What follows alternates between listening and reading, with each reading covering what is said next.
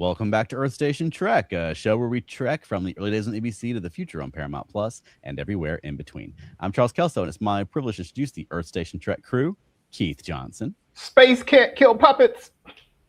Alan Seiler, Oh, my Fraggle. and Veronica Dashel. Hi. Hi. Well, welcome back, everybody. Welcome back. Yep, tonight should be interesting. Tonight we're talking about the latest episode of Star Trek Strange New Worlds Level 5 Transporter Accident, a.k.a. the one with the puppets. But first, Keith, do we have some This Week in Trek this week? We do. So let me run this really quickly. And I found a couple of these I thought were incredibly apropos to tonight. On these, and I don't want to spoil anything for Elaine, but on the 17th of August, 1998, was the final day of filming of a DS9 classic, Take Me Out to the Holosuite. Okay. So we want to talk about hijinks and goofiness in Star Trek. Well, right. Different level, but yeah. Okay. Yeah. It's a funny one. I do enjoy it. So for those who might think some of us, like me, don't like humor in Star Trek, not the case. I love Take Me Out to the Holosuite, and it's a classic. So You're saying that for the record before we get into our discussion. Right. Right. Yeah.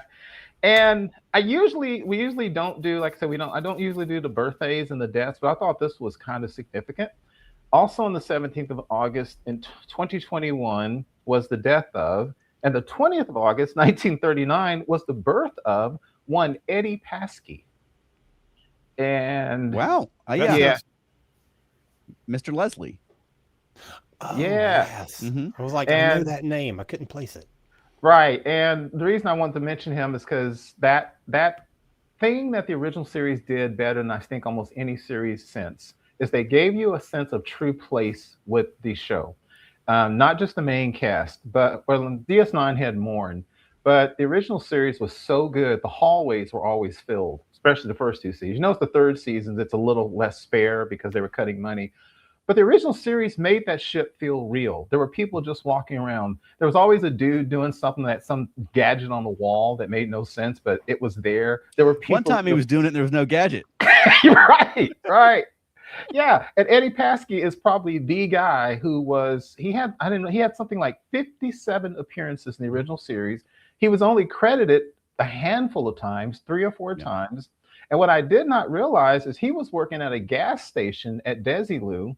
And one of the producers from Star Trek looked at him and said he'd make a good, get this, background actor / stand-in for William Shatner / hand model for James Doohan, because James Doohan lost part of a finger in World War II. Right. And every now and then when they wanted a close-up of his hand and he didn't like his finger shown, they brought Eddie Paskey's hand in. So, right. Yeah. I emailed him one time and he replied. Really? A long time ago. Mm-hmm. Wow, that is so cool. He stopped working. He also, of course, since Mrs. Lucy, he was in Westerns. He had an appearance in the Lucy show. He was often in the backgrounds. He was like one of those perpetual background actors. What I didn't realize, he stopped working because he had severe back pains, which also caused severe migraines, and the studio lights were painful for him. That's why he stopped working. Otherwise, he probably would have gone on for another 20, 30 years doing, walk-on roles and background. Yeah. I just wanted to do a tribute to him. So, okay, hang on. When you emailed Eddie Paskey and he responded, did you pretend like it was James Doohan responding? No. I was talking to Mr. Leslie, thank you. Yeah. And then this is an interesting list this week. You go from the funny and the ridiculous to the sublime. 1997, August 18 was the final day of a really, really good two-parter that I'm not going to spoil it for those who see it. It completely shoots the hooch and how it ends. That's Voyager's Year of Hell. Okay. Yeah. For those who, I think everybody here may have seen it. I don't know if Elaine's seen it or not, but Charles, I know you're familiar with this as well, and you are too, probably, Alan. The people who wrote that originally, Berman and Braga really, really, really wanted the Year of Hell to stretch for most of a season. Right. And they wanted consequences. Mm-hmm. And the network, of course, like, nah, you can't do that. So we had a reset. And Voyager was notorious for those reset buttons. And I like that as a storytelling. Yeah, absolutely. Because you destroy the ship and then it goes back. Okay. 19th of August, enough said. 19th of August, 1921 was the birth of one Eugene Roddenberry, Texas boy, El Paso, Texas. And the rest is history, as they say. Now, here we go. Back to the humor. That's so funny. 1996, the final draft was submitted in the original DS9 for a little trivia episode, 30-year anniversary, DS9 trivia episode, Trials and Tribulations. Yeah, classic. Thank you. Veronica's clapping for those who can't see. Yes. And here we go. Star Trek, and so incredibly well done. Yes, absolutely. Everything it still about looks convincing now. Yeah. Exactly. Yeah. Now, jump backwards 30 years, roughly, to 21st August 1967, final day of filming on the original series episode, I, Mud. Oh, okay. And for those who say, again, Star Trek wasn't silly, that's one of the silliest episodes in history. There's dancing, there's Spock telling lies, there's Chekhov jumping in place, there's the invisible bomb. Goofy episode. It is a very goofy episode. Right. And then the last thing I have is, and I say this because this is one of my favorite episodes because it introduced my favorite Klingon in the original series. 22nd of August, 1968 was the first day of filming of The Day of the Dove. Oh, that's a good one. Classic Star Trek episode with the entity that feeds on and generates negative emotions, and the introduction of Kang, who still my favorite Klingon. Martok is right up there, but Kang's my boy. Yeah, Kang's great. Yeah, that's this weekend Star Trek history. Awesome. Thank you for that. Alan, you had some news. Yes. So for the people who are not going to Dragon Con, there's something Trekkie going on the weekend of Labor Day, and AMC Theaters is going to be doing a series of double features that pairs up a classic original series episode with a movie. And the first one is going to be The Changeling plus the motion picture. Next, we have Space Seed, obviously, with Wrath of Khan, the director's cut. Yeah. Amok Time pairing up with, of course, Search for Spock. And then finally, we have City on the Edge of Forever pairing up with The Voyage Home. And that's two, I mean, these all pair very nicely, but that last one is two very tonally different stories being told. Yeah. I wish they wouldn't bunch these up into like several concurrent days. Right. Or something, you know, like one a week or something. Every Friday night or every Tuesday night for a month. Yeah. I mean, I just, at this point in my life, I can't go to the movies day after day after day in a row, even when it's not Dragon Con. Right. Yeah, agreed. But that's super cool. Yeah, it is. I mean, it's something for the 60th anniversary. I hear you there. Something. Right. All right. We want to grab some comments before we dive into it? Yes. Why not? Elaine says that she loves your shirt, Charles. Oh, yes. My PBS's punk shirt. Yay. The shirt supported PBS. I love that. Our buddy Wayne says, hello, everyone. Hey, Wayne. And let's see. Bill says, a silly moment that he'd love to see. Right after Michael Dorn says, I am not a merry man, someone off camera makes him corpse. Huh. Yeah. Okay. Fun. All right. So level 5 transporter accident. I'm interested to talk about this. Yeah. Oh, I know you are. Just Okay, pointing so out, you- we did it Yes? first. Right. Oh, yes. We did Pretty first, and we have the only Spock puppet. Exactly. Now, Charles, usually when you set up our discussion and, introduce our topic, you always start by asking either Keith or me what we thought of the episode. But this is a very special occurrence. So I need you and Veronica to start the discussion and tell us what you thought of this episode. Okay. I really enjoyed the puppets. I thought they looked very much like the characters, but they also looked very puppety and very caricature-y, especially Pelia. Yeah. I really loved her size. I loved that they were able to do the legs with them and have them walk around and do things. I loved all the action stuff, and that is something that the Henson Company is very, very good at. Mhm. and that's who they paired with both for the building and for the puppeteering. Mhm. I thought the puppeteering itself was really good. I really enjoyed the I don't remember what the Muppets called it when they stacked on top of each other. Doing like the Muppet Man. They basically did the Muppet Man. Yeah. when I walked out, I was like, ha! I know what that is. Yeah. I did not feel anything when Pelia was cut in half. I was like, that's not going to do anything. So I wasn't terribly surprised when Pike was shot out of the airlock and nothing happened. I was like, he's a puppet. He doesn't need to breathe. He doesn't require oxygen. Right. If he's frozen, it doesn't matter. Yeah. Yep. I thought my first thought watching the episode was my first major thought was it's really smart to introduce a new captain's chair for this episode because you got to get somebody inside it to puppeteer Pike. A lot of the puppets they can hide behind consoles and things, but Pike is right there in the front, and so they either have to build a replica of his chair and get a person into it, or like they did here, replace the chair with one. I assume that's custom built to have Pike. I didn't even think Sticking about out that of it. being You why know he what? had a. I didn't think of that. I. Oh my Wow. gosh! I thought the gag was just that he's got the Kirk chair basically, and it's got the all the controls on the thing, and he can't control them. I thought that was the joke. No, Same here, Charles. I it's never to thought of both. that. It's It's both. to have a puppeteer. That's I didn't See, even think of that's that. why. Wow. That's why we need you on the show. I didn't think about that either. Oh, Beyond that's that, Amazing.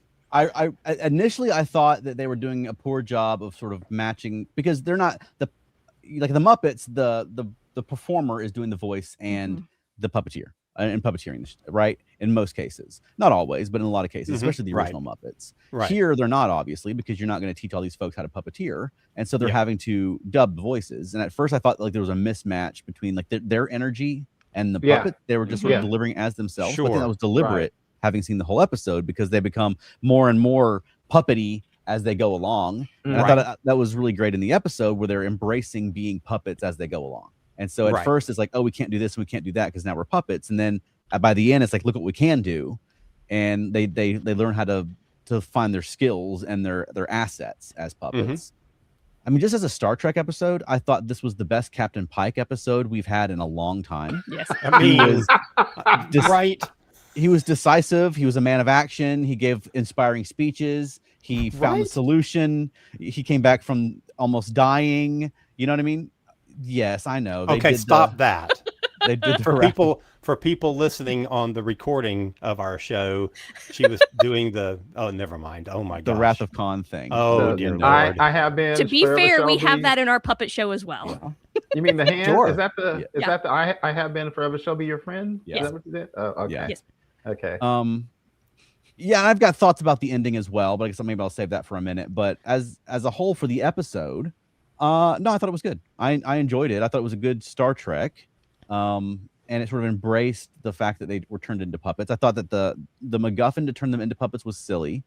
Well, it always is. The image of the ship beaming itself didn't make a lick of sense to me. No.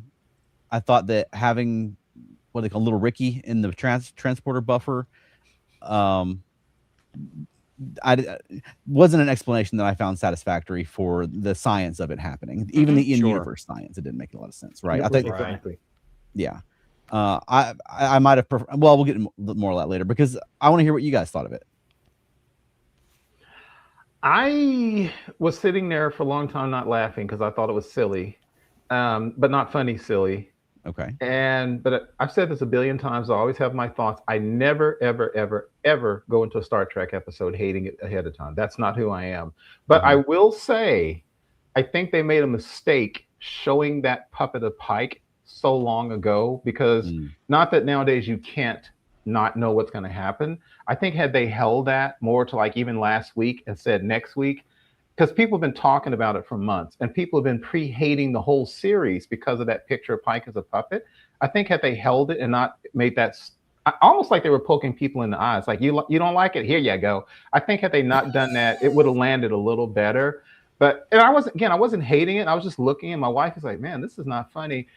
And then I hate to admit it, when the ship started getting hit and they start running around, look, I'm a Muppet fan from way back. So when they start going, and they start waving, I started laughing. Yeah, I started laughing. I got it, man. Yeah. And then like my wife, I was telling Charles before we started, My wife is going, she goes, this can't be real. She goes, Keith, this is silly. And then she goes, are you kidding me? Ah! And then she starts laughing. She goes, this is the stupidest thing I've ever seen in Star Trek. And she's laughing.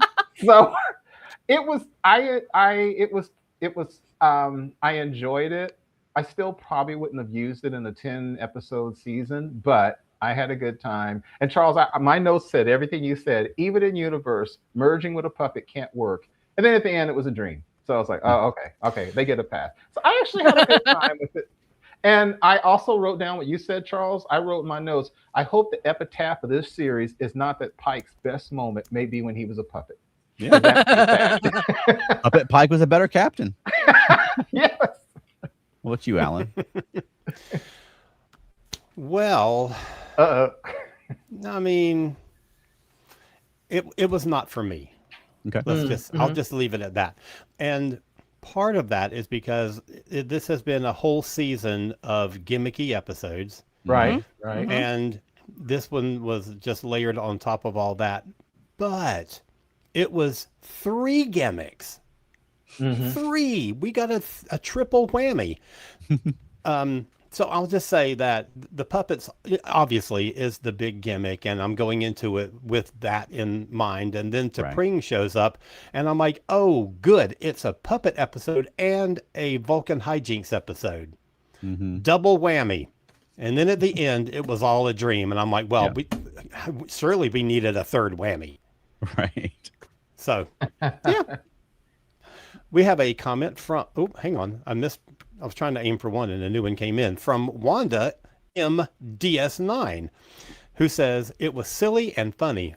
I call it Sesame Trek in space. Now that's cute. Actors did a great voiceover job, and Ethan was fantastic acting against puppetry. I thought about halfway through it was a dream sequence. Oh.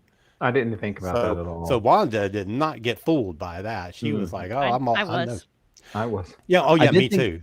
I did think it was smart to have Spock be the one who is having to deal with all this chaos. And I liked the way they used that for his character, because T'Pring points out in the beginning that maybe the reason he has so much trouble with logic versus emotion is that he spends his time on this ship that's full of chaos, and then immediately the ship turns into a puppet ship, and things are more chaotic than ever.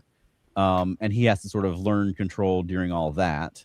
I mean, I guess let's talk about the ending. I mean, so Keith, you said that you felt like that sort of redeemed the episode for you, that it was all a dream. Well, you don't take it seriously.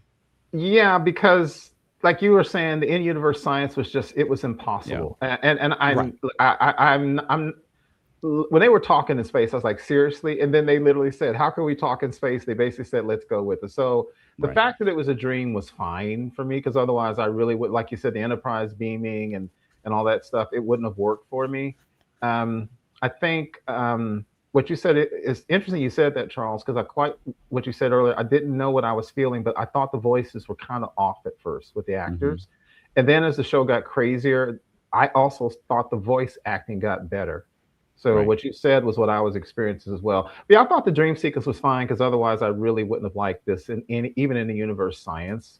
And I think what Alan was saying about not being for him, I get it, because at the same time, I enjoyed the episode. I wouldn't have done this in such a short season of episodes. And I think, again, that's going to kind of mark this series, which is all the gimmicks. It was fun and I enjoyed it, but I really would much more see them serious. And I'd really like to see some more serious Pike. And honestly, I'm really tired of Spock's love life. I'm just tired. I'm tired of Spock.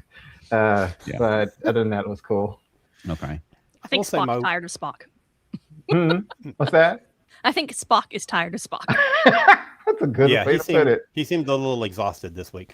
I will say my one actual complaint is that Pelia only shows up in the episode in puppet form, so Carol Kane was not on screen. Right. Oh, didn't notice that. That makes me very disappointed, because you all know how much I love Carol Kane. Right. I liked when she threw her shoes and how she was barefoot the rest of the episode. Right. All right, so here's a bunch of comments. Elaine says, I knew as soon as T'Pring said no hijinks that she would get caught up in the puppetry. A two-parter from Michael Scott. Hello, Michael Scott. says, it's sort of ironic because although I found the episode funny, it convinced me that I am no longer interested in Strange New Worlds because it's simply not my kind of show anymore. I understand that.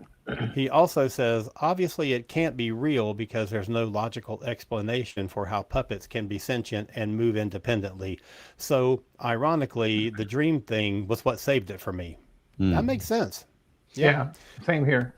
Elaine says, I wondered about halfway through also if it was a dream.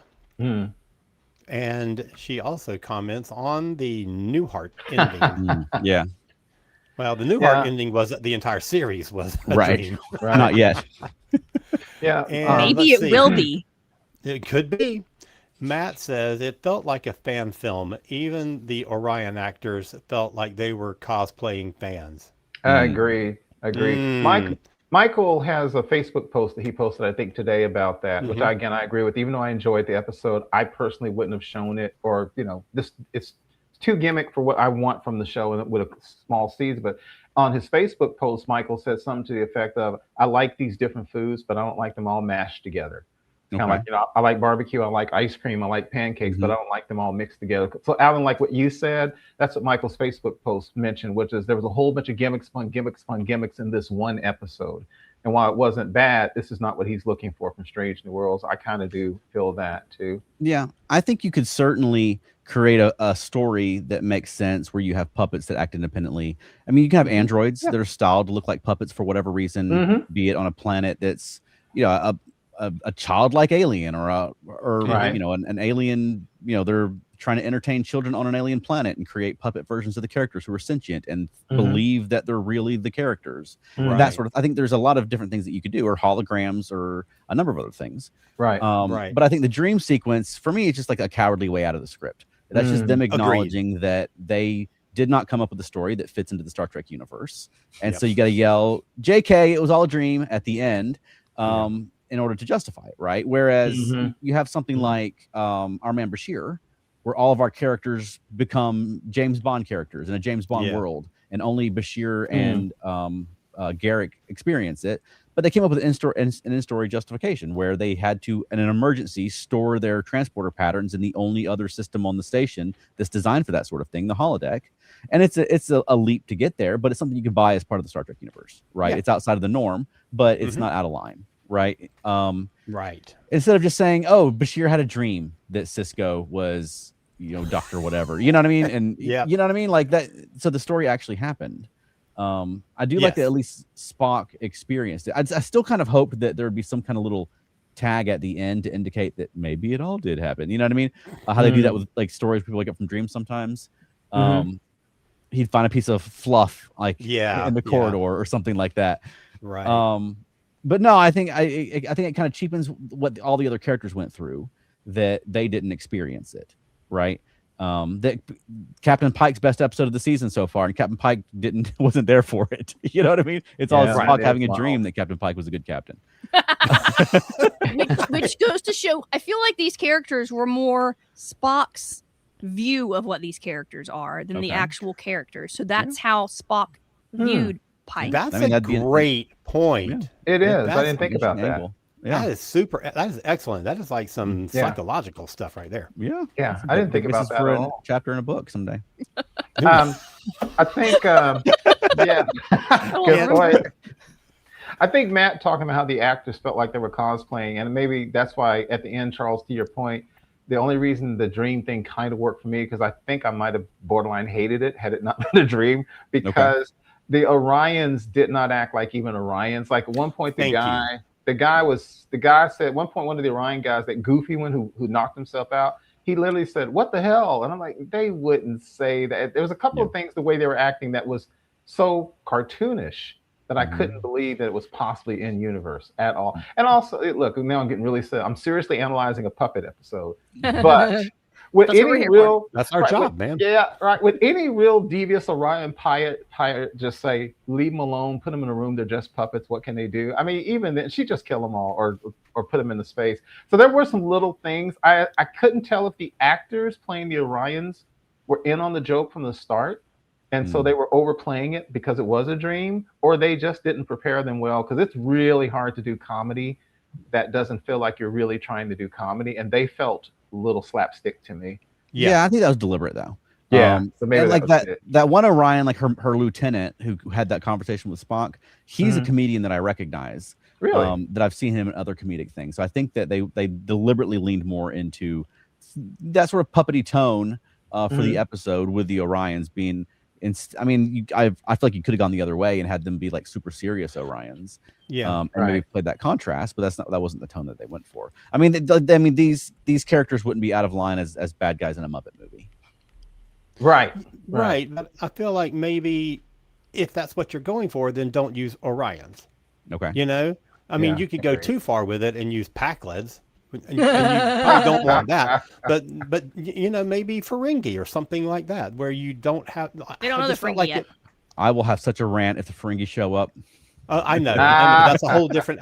I didn't mean actual Ferengi. Right. I just mean something, you know, different, rather than undermining a very well established race. Sure. Like the what's the name of the episode in TNG where they got transported into their bodies, became kids, and the Ferengi were the bad guys? Rascals. Yeah. Another really silly episode. Yeah, well, yeah, but it had a good story. It was good. Yes. Yep. Yeah. Okay. And, go ahead. Sorry. Yeah, I was going to say, and it works in the Star Trek universe, and you don't have to say just kidding at the end. Exactly. Yeah. Okay. Wayne says, my honest response, I did not laugh at all. The transition from human to puppet killed it for me.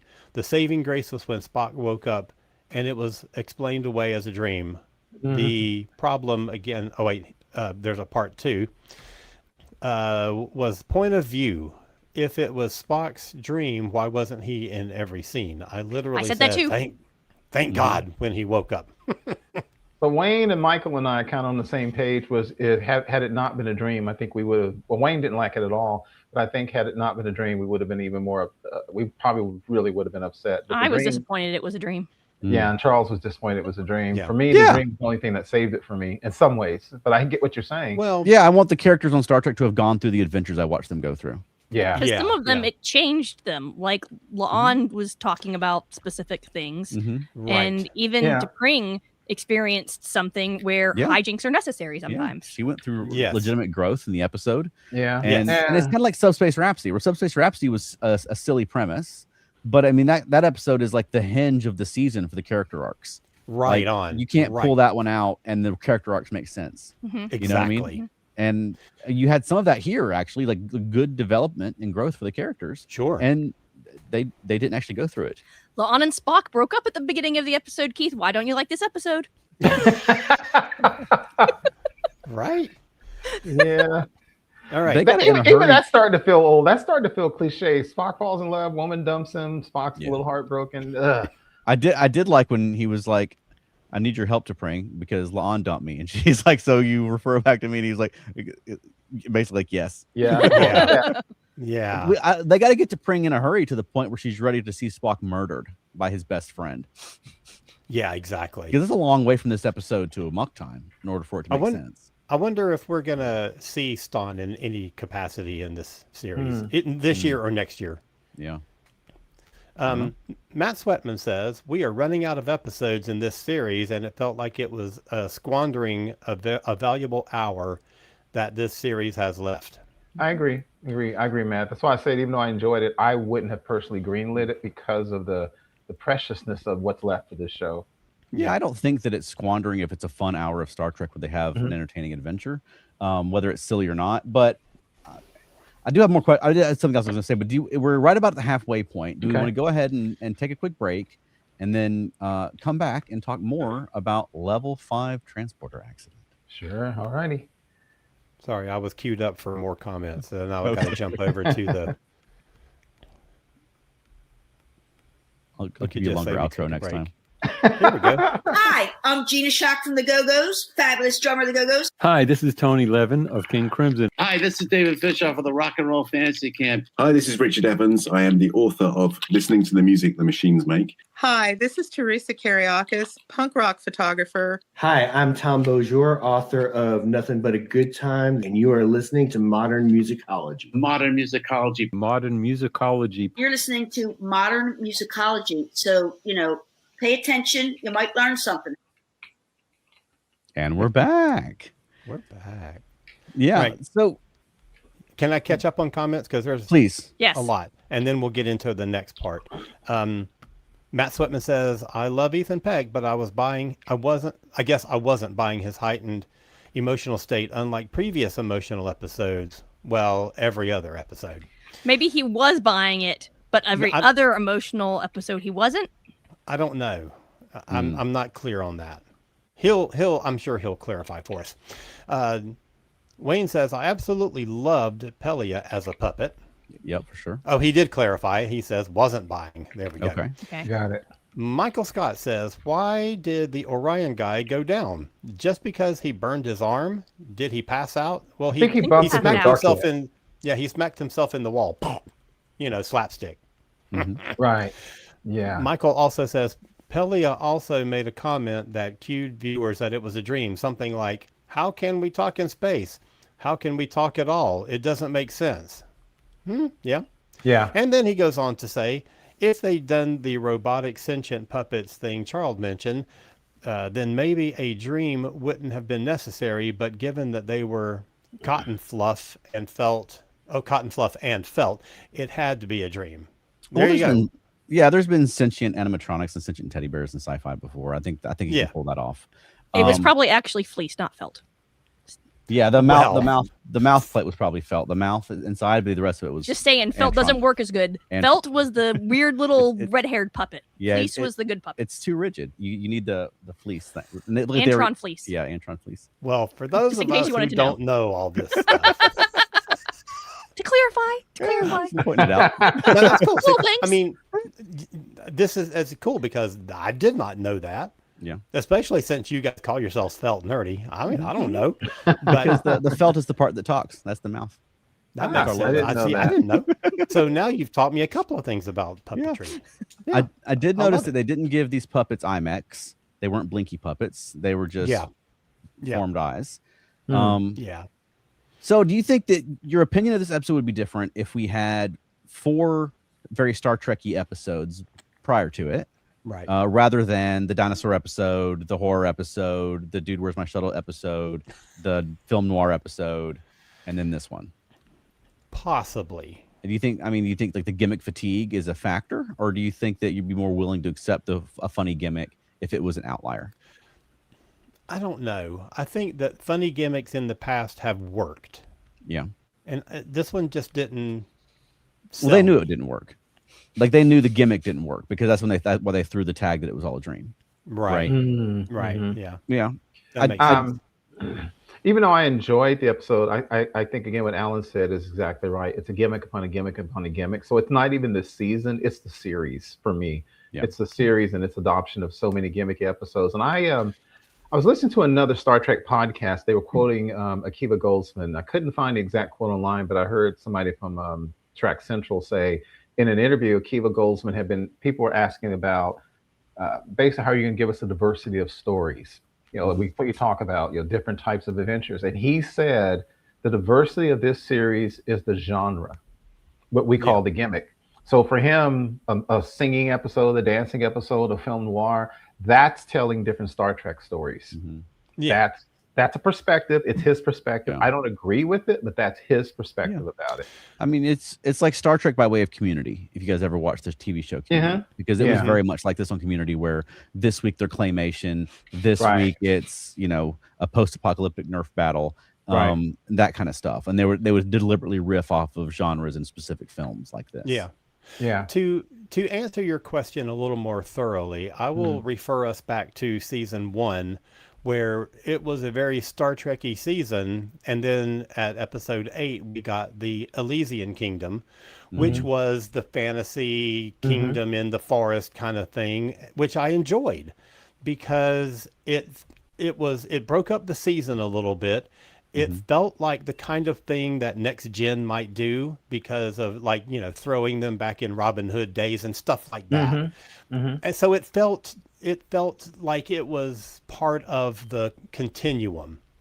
So this one I may have enjoyed more had it been the only gimmicky episode of the season. Right. It is very possible. Yeah. But in that first season, we had 9 good Star Trek episodes, and then the fantasy realm, which was fine. And that brings up another point too, because you mentioned when they were Robin Hood, right, and Cupid, and that was a Q thing, right? I mean, and that's a thing that I think they keep trying to do on this series is something outlandish like that, when they all became Vulcans, right? Or this one where if Trelane showed up and snapped his fingers and they all became puppets, I think you buy it more. Or if John Delancey showed up and did it, a space wizard did it, and so you can just accept it and roll with it, whether it makes sense or not, right? It's space magic. Exactly. Yeah, that's exactly right. Because if you have those other stories relied upon a pre-existing construct in the narrative, a holodeck or Q or Trelane or something like that. Right. This one, everything that they've done this season has been, let's come up with a gimmick and then try to make up a story around it.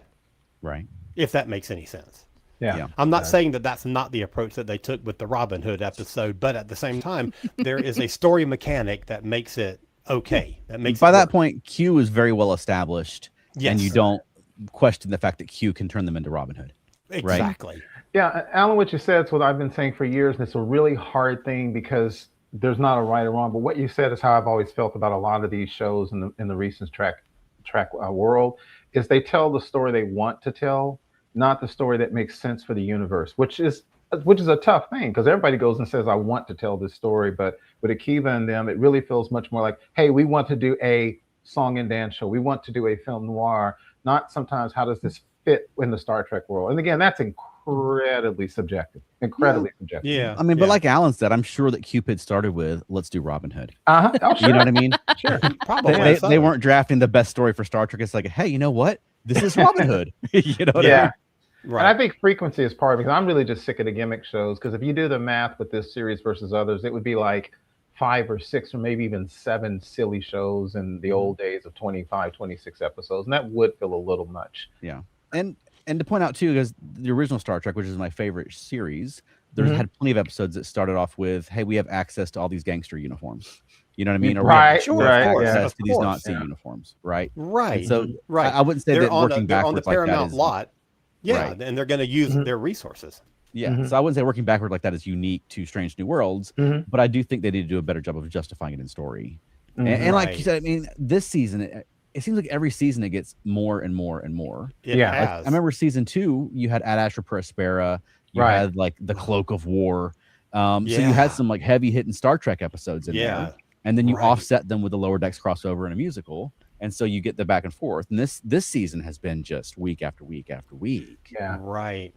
Yeah. So, and we know that we're not done with it. Now, next week is an episode called Off Hour. And I don't know what that one's going to be about. Episode 7 is the soap opera episode, like Chronotons Through the Hourglass. Wow. Episode 8 is Orders of Magnitude. Not sure what that's going to be about. 9 is Once on a Time, a play on Once Upon a Time. Probably the one with the dragons and her running around the woods with the princess dress. Yes, exactly. And then we end with Tomorrow's Enterprise, which sounds like it's a play off of yesterday's Enterprise. Either it's going to bookend that episode or it's going to be telling the same kind of story, but in the opposite direction, the time travel in the opposite direction. So it's a lot more stuff coming. Yeah. I mean, and I've read the plot descriptions of several of these episodes, and it sounds like we've got several normal Star Trek episodes coming up. Okay. And then also though the soap opera world episode that has a famous soap opera star guest starring, and then the fairy tale episode with the dragon yet to come. And those are the big. I mean, at the very least, out of the last 5, we should have 3. Let's hope that aren't this level of gimmicky. Yeah. But it'd be nice to have 2 real Star Trek episodes this year. It would be nice. I will still give them credit for the dinosaur one. That's bulky, true. But I'll take that as a Star Trek. You know what I mean? Yeah, I agree. I agree. Yeah. Okay, so here's some comments. Bill says, so you're all saying that whenever this season comes out on Blu-ray, I'm finally gonna have to buy a Blu-ray player so I can watch this season over and over. Yes. They also available on DVD, not just Blu-ray. Yeah, you can buy it on Blu-ray or DVD or digital download actually. Yeah, exactly. I don't recommend that. Michael Scott says, gimmick fatigue is definitely a factor for me, but it's still too much of an extreme gimmick for me personally. Make a Muppet Show version of Star Trek, not a Star Trek version of the Muppet Show. Why not both? Matt says, I guess even a gimmick episode can move ongoing plots along. Subspace Rhapsody did a great job of that. This one, pretty much nothing happens, and that's why I felt like it was an hour squandered. Yeah, and go ahead. I'm so sorry. No, you go ahead. I was going to say, I mean, you have the through line of it being a vision of Spock's that is sort of paying off where he was at the beginning episode to versus the end. I can't tell from this episode what change this is going to have on Spock. The fact that he's becoming more accustomed to living among chaos and finding a better balance with himself. I mean, I guess he's so upset over his breakup with La'an that he had a vision that everyone was puppets for an episode. You know what I mean? Sure. And like Sherlock is a show that has done a lot with like the Sherlock Holmes sort of inner mind castle where he would have, or mind palace, and he would have whole adventures in there. I don't think this was to that level. I think it felt more like an excuse for a Muppet episode rather than Spock going through any real change. Right. Because I feel like Spock's pretty much the same at the end he was at the beginning. Yes. Yeah. And that's the thing I was saying. It's hard to say. They do what they want, not what feels natural and organic. And that's a hard one. But whatever that line is, they're on the other side for me. Yeah. Wayne. This is a point for me that I was going to make. And Wayne says, a loud no escaped my throat when Spock kissed the T'Pring puppet. I have a different no moment. Well, I'm You're just talking saying to the wrong people, Wayne. Then don't watch our stuff, Wayne. Yeah, I was gonna say you're talking to the wrong people, man. That's tame. That's different. Yeah. Oh, that's so funny. Veronica and those puppets and all kind of crazy stuff. That's funny. Bill agrees that he's on board with a Muppet Show version of Star Trek, and Wayne wraps us up by saying, "I am going to go back and watch the Pelia puppet again. She was awesome." She looked good. I also thought that the T'Pring puppet looked good. Oh, it looked fantastic. Yeah. I thought all the puppets looked terrific. Yeah. Matt says, felt nerdy has conditioned me to hot puppet action. Oh my goodness. Yeah. Right. If you want a sample of that, go to Felt Nerdy and Dirty on YouTube. And we've got several routines there. Yes. But you have including with Star Trek stuff. But you have to be logged in with to see it because it's age verified of people over 18. It's not for kids. Very much not. Nope. And we've already figured out what material they made Pelia's hair out of. Okay. We did some research today. There may or may not be a new companion this year. Nice. This episode should have aired a month ago. We'd have more time. We've been waiting to see what Pelia looks like for weeks. Oh man, that's funny. No, I thought it was fun, but I mean, I'm predisposed to like puppet things, but I'm also predisposed to be critical of them. Sure. So I thought they did a good job with the puppetry, and I thought it was a good Star Trek episode, and good for the characters. I wish they would have had a better justification for it in story than what they had, even if it was as simple as Trelane or Trelane's John Delancey dad show up and poof everybody into the puppets. I would take that. You know what I mean? Just as I would for a Q episode. Right. And I would like to have had the character growth that happened in this episode be more meaningful for the show going forward. I will say, what was I going to say? I was waiting for a break in your sentence, and then I was going to jump in with. I rambled on a bit. No. It's quite all right. So there was a couple of things that really took me out. One was the kissing the puppet thing. That was I was not happy about that. But also the wavy arms running around the hallway. That was silly. What was the other one? The one that really got me was when they're doing their karate chops and they're doing the Miss Piggy hi-ya kind of sound effect.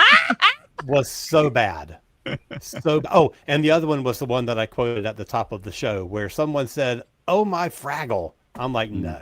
Did someone really say that? I thought you just said that. Yes. No. I missed that.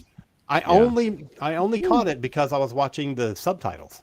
Yeah, and Jordan Canning, who's the director of this episode, has directed several Strange New Worlds before, is also a director on Return of Fraggle Rock show. That new what's it called? Fraggle Rock something. The Return to the Rock or something. Yeah, the new one that's on Apple. So she's very experienced with directing for Fraggles. Yeah, so that's probably what that was an allusion to.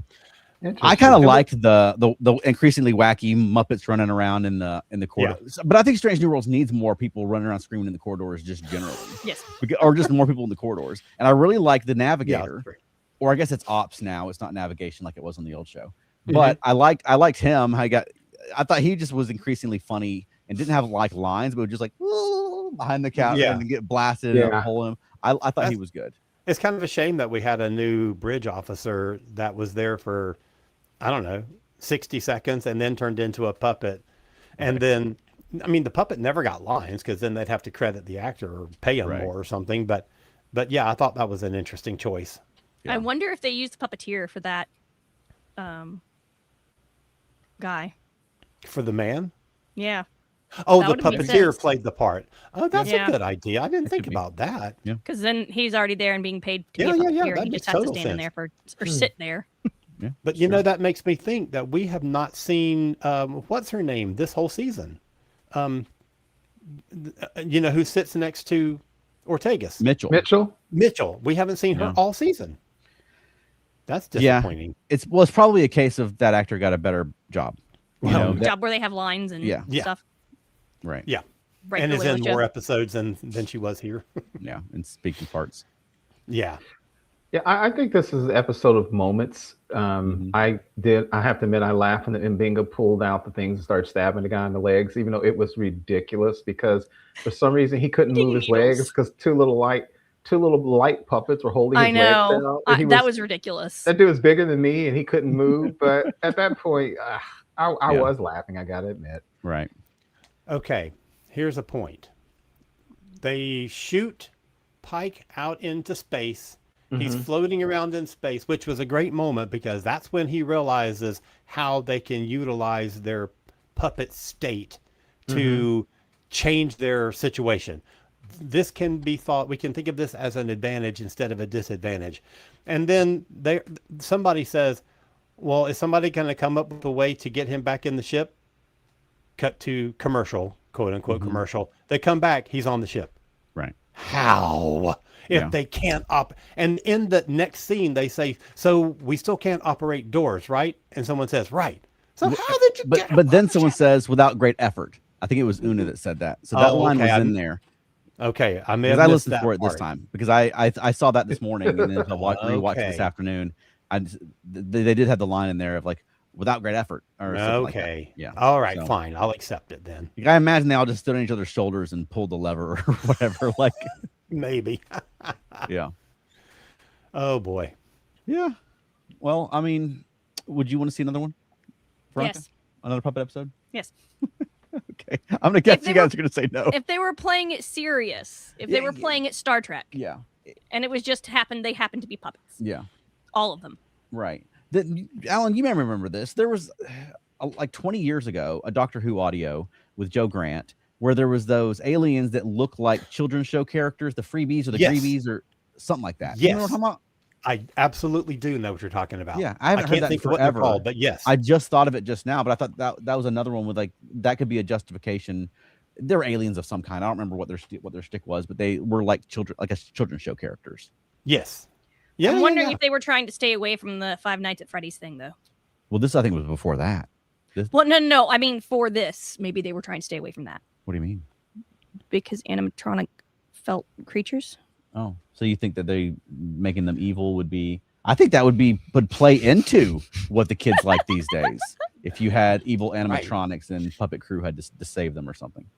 Ooh, if the Orions had actually been evil animatronics. Well, I mean, or the evil animatronic episode maybe next season. Now that's a good point because next season is only 6 episodes. If That's not very many gimmicks. If we get too many gimmicks when it's the last 6 episodes we're going to get, I am not going to be happy. I know. Oh my God. Okay. Their thought is probably like we have to start stacking them more. We only had 3 gimmicks in this one. We got to go 4. Yeah, exactly.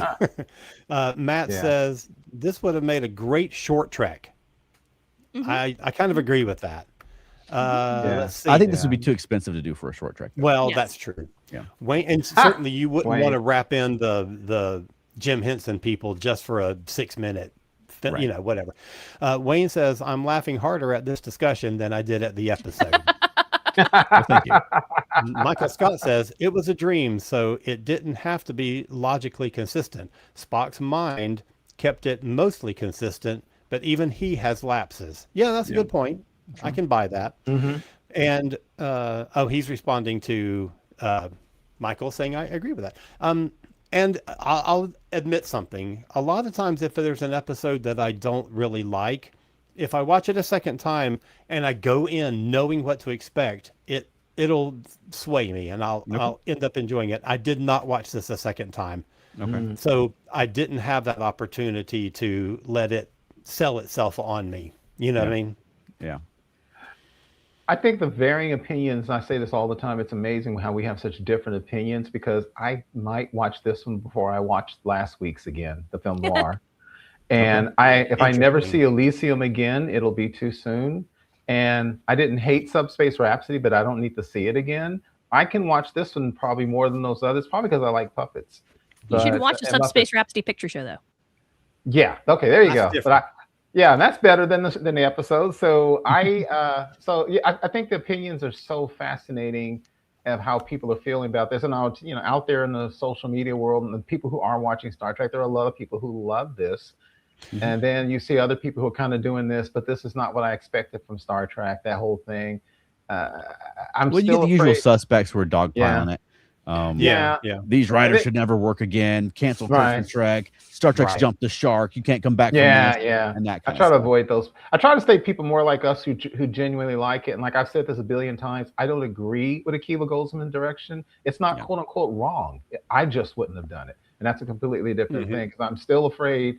I'm still thinking by the end of the series, not this season, I'm still thinking by the end of the series where I'm going to come away with Pike was done wrong, way too much in Spock, and frankly, way too much build up for Kirk and his crew.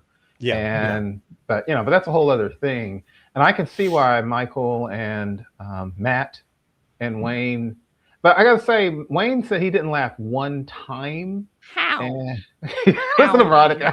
Explain to me, not one time. Well, that's Really? what I was gonna say. Yeah, and I can there were understand. moments where you're like, that's ridiculous. But I can see that. That's the point. Alan and Wayne and Matt and Michael's points are 100% valid, because I didn't care for last week's episode and y'all loved it. It's very. I wouldn't say love. No. Okay, yeah, you liked it. Okay, That you might liked be it. overstating it. Okay. I enjoyed it. Yeah. Yeah. Here's the thing, though, and I've never done puppetry professionally. You know, on your level, on Sesame Street's level, on any level. But when I was growing up, I freaking loved puppets. And I made my own puppets, and I did my own puppet shows. And about, I don't know, maybe it's 10 years ago, and I don't think they lasted very long, but I was in a Toys R Us, and there was like a line of Sesame Street Muppets that it was the basic puppet, and then it had different like eyes that you could attach and noses and stuff. Whatnots. And I was like, oh my God, if I had had that when I was a kid, I would have been, I was like in puppet heaven. Yeah. So this is something that I should have liked. Okay. Yeah. That's all. And when you mentioned Akiva Goldsman, it made me think that, back in the 90s, he wrote the Lost in Space reboot, the feature film. He also wrote Batman and Robin, which was way more inspired by the 60s Batman as far as the jokes and comments and sort of the tone than the ones that had preceded it. And it would be an interesting thing to look at of sort of how Akiva Goldsman revamps and reboots these 60s properties. Now that you have Star Trek in the mix as well. Right. You know what I mean? Because I think you could probably find a lot of commonalities between like the Lost in Space movie and Strange New Worlds and even Batman and Robin. I had no idea that he had done Lost in Space. Yeah. I did not like that film. Now, I have a Lost in Space is my childhood. It is yeah. in my heart. And if there was a kid, sorry, if there was a grown up who was like predestined to buy into a Lost in Space movie, had it been done well, it was me. And I did not like it. I just thought it was not well done at all. Just like when Will Ferrell did that remake of Land of the Lost, which I thought was, you know what? I can't watch Will Ferrell movies for the most part. For the production, it was great. It was exactly what I wanted to see. But the story, the tone of the piece was so incredibly wrong. Yeah. And I should probably save this for when we do that eventual episode. But I thought like Lost in Space was a mixed bag. I thought there were things that did really well that were really honoring the original, and then there were things that were sort of way out of field, and trying too hard to be cool. But let's save that, because I think that'd be an interesting thing to talk about. Is look at some of Akiva Goldsman's previous great topic entries. Yeah, put it on the list. We'll do. Charles, it's funny because I spend a lot of time in social media seeing what people think about track, but of course, as you said, I have to filter out all the haters who just hate it. But what you said was very relevant, because the people who are more measured in their responses did point out what Akiva wrote, Batman and Robin and some other stuff. It's kind of like I said, I like Tawny Newsome, but sometimes her desire to put humor in the show is what I wouldn't do. It's a little too much for me. So I think what you said about Akiva is interesting, because I read several interviews of him, and is it Henry Alonso Myers. And at fan conventions and in interviews, he sounds borderline defensive, Akiva. And this has been going on for years. I'm going back. And he starts out everything saying, Henry and I love Star Trek. We have been Star Trek fans since we were children. I saw the shows, I saw the movies, and then he starts saying the stuff. So I think he feels it. Because some people say, like you said, on the other side, they say, oh, they're just hacks. They hate Star Trek. They don't care about Star Trek. I don't think that's the case. I think their opinions and their aesthetics are different than mine. Yeah, I mean, and he's an accomplished writer of things like Cinderella Man and A Beautiful Mind. Akiva Goldsman's a talented dude. Yeah, but but I do think it'd be interesting to look at the way he adapts these 60s properties that he loves and see, you know what I mean? There's some interesting commonalities there. Absolutely. Exactly. It's like on the flip side, when Ronald D. Moore took Battlestar Galactica and he turned it into something different from the original series, and somebody else would have done. And it was great. It was great. Yeah. And I remember there were critics at the time who said Ronald D. Moore's Battlestar Galactica was too dark compared to the 70s version. But hey, there's different aesthetics. Yeah. The premise is dark of Battlestar Galactica. Yeah, exactly. It starts with the end of the world. Exactly. Come on. But he didn't have that little robot dog or anything. Well, Muffet. Muffet, yeah. Yeah. That's our dog's name. Yes, it is. Right. Well, let's wrap this thing up. I mean, what do you guys think was the best episode of the season so far? This one. Okay. Dinosaurs. Wow. Okay. I would say for me the season premiere, even though I had some little issues with it, but yeah, I think the season premiere would be it for me as well. Okay. Yeah, I think I'd probably go Dinosaurs because it's more Star Trekky, but this one, the noir one, and the dinosaur one, I think I've enjoyed more than the others. You know what? I had a thought though, if they want to do something more original, because people are everybody's comparing this to like the Angel episode and that sort of thing. They should have combined the hallucinations on a horror ship with the puppet episode after seeing Scotty's puppet, and had like a horror puppet episode. And I think that would have been more novel across the board. You're talking about stacking gimmicks in an interesting way. Right. And then people like, it's not smile time. That sounds fun. Yeah.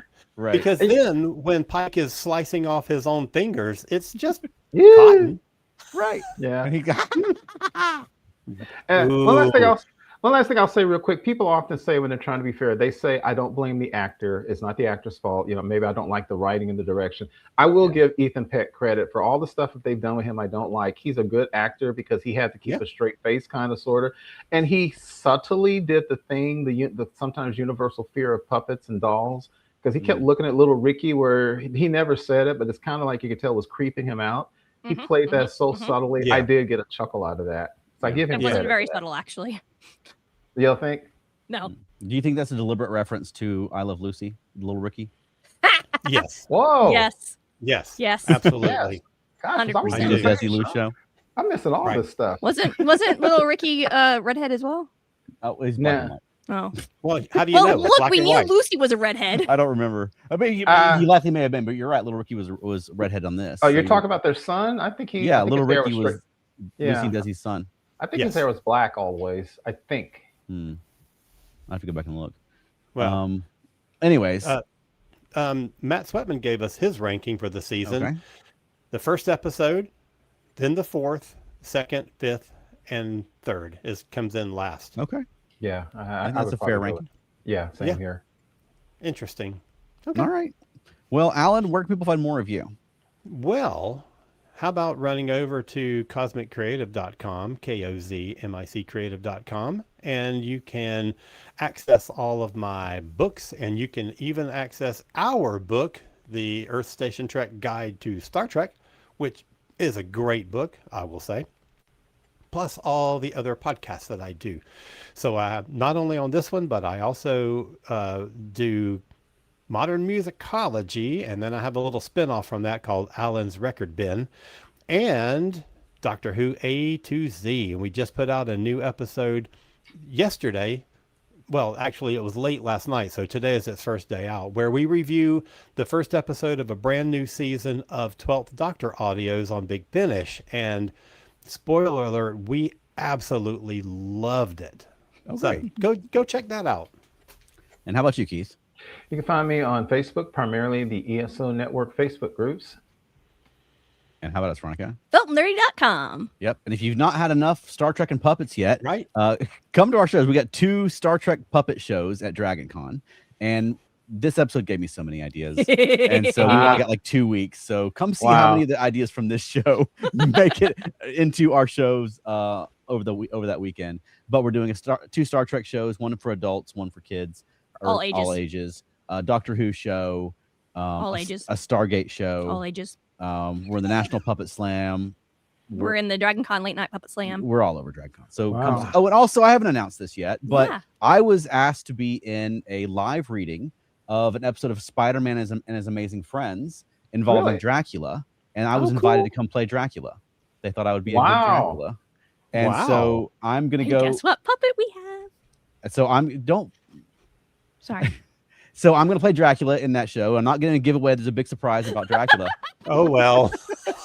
Sorry. Oh well. So come out. That'll be 2:30 on Friday. So come out and see us. And I was very pleased that those guys reached out to me and asked me to come be in it. And so that's gonna be a lot of fun.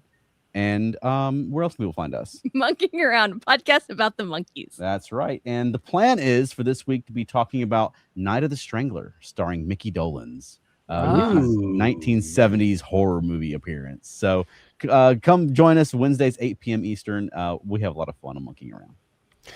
I want to say very quickly before we wrap up, not that anybody watching a Star Trek podcast gives a crap about this, but the monkeys are back on television. They started on Tubi this past Saturday.